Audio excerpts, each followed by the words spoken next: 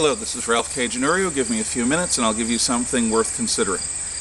The 2012 election is the most consequential election of our lifetime. We've heard this again and again. The question is why? For what reason does this election matter more, say, than the 2000 election or 1980 or any other election when the country is in difficult straits? Well, the first answer is this: our bodies.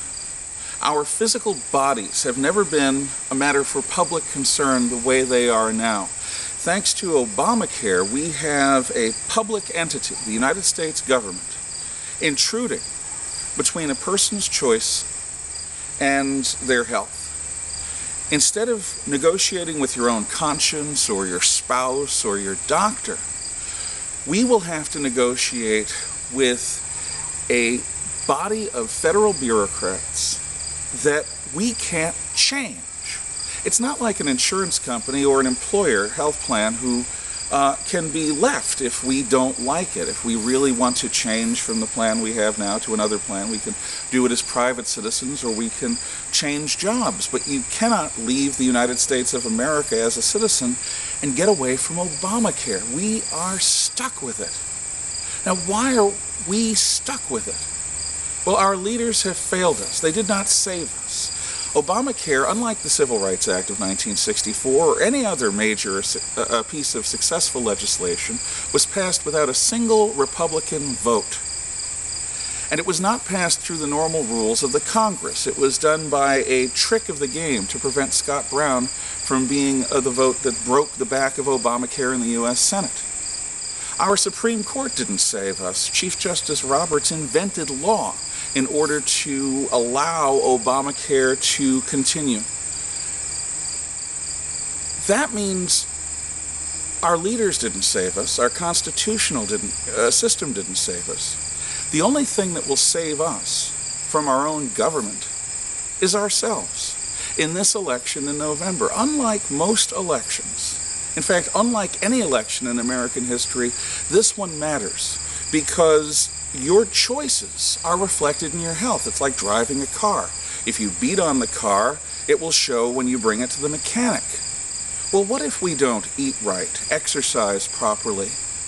Well, it's literally now become a federal case.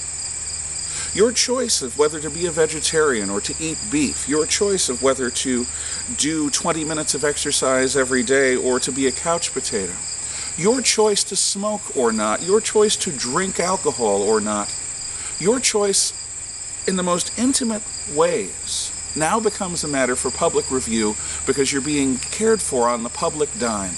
And a person who pays the piper calls the tune. Unlike any election I can think of, and I teach world history for a living, this election matters because the personal choices that you make in your life are on the line. Do you own your body enough to make the choices in your world that matter? Or is your body federal property, subject to rules and regulations that make sense to bureaucrats and lawyers and politicians? If I'm right, if the very relationship, not only between the individual and the U.S. government, but between the individual and their own body is being altered by Obamacare, then unlike any other election I can think of, this election has a certain basic rule.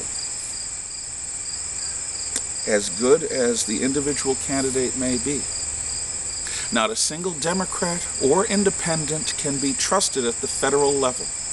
Not the United States President, not the United States Senate, not the U.S. House of Representatives. You can't trust anyone who isn't a member of the Republican Party. Now, I know that sounds like fanatical nonsense. But no Democrat is going to commit themselves to repealing Obamacare this year outside of a very red state somewhere in the South.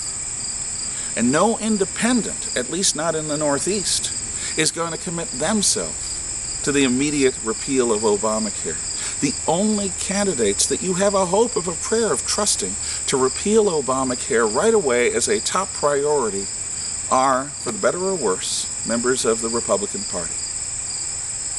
So, ladies and gentlemen, you have a choice. You can keep the blinders on and ignore the change that's going to happen in your life,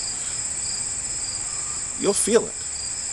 You will feel the impact of federal law on your own personal choices, but by then it'll be too late. Or perhaps you can be willing to see the danger that we face. And unlike the Senate, and unlike the Supreme Court, perhaps you will make it your personal business, as I am trying to make it mine, to ensure that the election elects candidates that will repeal Obamacare as a top priority and restore the constitutional balance between the citizen and their government. Be well.